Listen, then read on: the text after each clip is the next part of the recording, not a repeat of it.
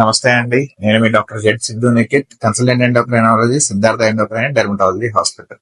ఈ రోజు మనం షుగర్ వ్యాధిని నియంత్రించకపోతే ఎలాంటి సమస్యలు మనం ఎదుర్కొంటాము అనే విషయం గురించి మనం ఒకసారి తెలుసుకుందాం.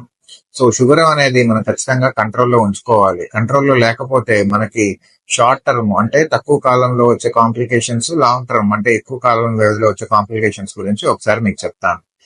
షుగర్ కంట్రోల్ లేకపోతే మనకి కాళ్ళలో గానీ పుండ్లు అయితే మానకపోవడము, పాస్ లో ఇన్ఫెక్షన్ రావడము, ఒంటి మీద ఫంగల్ ఇన్ఫెక్షన్ రావడము, టీబీ వ్యాధి అనేది మళ్ళీ తిరిగి రావడము, ఇలాంటి వ్యాధులు ఇలాంటివన్నీ కూడా మనం తక్కువ వ్యవధిలో కంట్రోల్ లేకపోతే చూస్తుంటాము.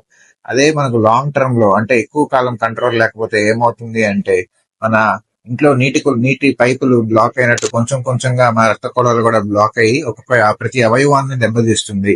చర్మంలో మార్పులు, కళ్ళు పాడైపోవడము, కిడ్నీలు పాడైపోయి డయాలసిస్ మీదకి వెళ్లాల్సి రావడాలు, కాళ్ళలో పోయే నరాలన్నీ కూడా బ్లాక్ అయిపోయి గ్యాంగ్రీన్ ఫామ్ అవడాలు, అదేవిధంగా గుండెపోటు, పక్షవాతము ఇలాంటి రకరకాల సమస్యల్ని ఎదుర్కొంటా ఉంటాము. సో మనం షుగర్ వ్యాధిని నియంత్రించుకుంటే వీటన్నిటిని అవాయిడ్ చేయొచ్చు. వీటన్నిటికీ బెస్ట్ ట్రీట్మెంట్ ఏంటి అంటే వీటి గురించి మనం తెలుసుకొని ముందుగానే వీటిని ప్రివెంట్ చేయగలం, కానీ ఒకసారి వచ్చాక వాటిని మనం తిరిగి తీసుకురాలేము. సో షుగర్ వ్యాధిని అందరూ కూడా కంట్రోల్లో ఉంచుకొని మీరు ఆరోగ్యంగా ఉండండి. Thank you.